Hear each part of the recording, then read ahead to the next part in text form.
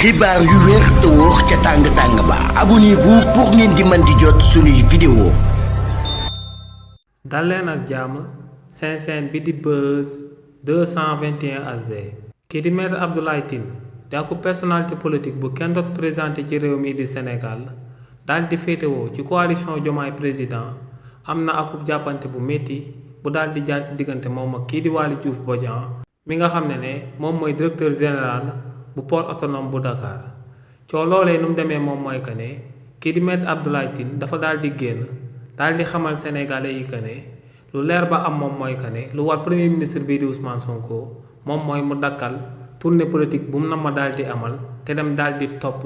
son excellence président Bassirou Diomaye Diakhar Faye daal di koy gunge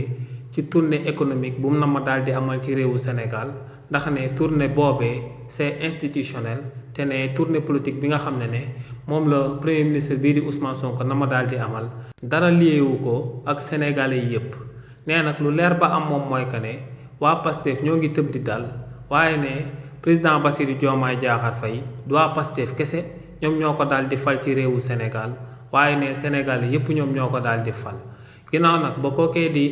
maître Abdoulaye Tine yëkkatee kàddu yooyee kii di Waly Diouf Bodian da ko cee daal di tontu kii di Waly Diouf Bodian ne képp ko daal di taxaw ci réewu Sénégal ne waa parti bii di Pastef faluñ son excellence président Bassirou Diomaye Diakhar Faye ne dafa mel ni nga daal di taxaw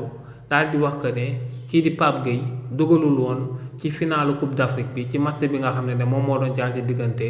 réewu Sénégal ak réewu Maroc ne lu leer ba am moom mooy que ne wax boobee kii di maître Abdoulaye Tine daal di yëkkati daal di wax que ne waa parti bii di Pastef faluñu son excellence président Bassirou Diomaye Diakhar Faye ne wax joojee wax ju daanu sareet la te ne waa parti bii di Pastef luñ falee woon son excellence président Bassirou Diomaye Diakhar Faye noonu lañ fas yéene daal di falaat premier ministre bii di Ousmane Sonko ci élection présidentielle 2029 yuñ na ma daal di amal ci réewu Sénégal.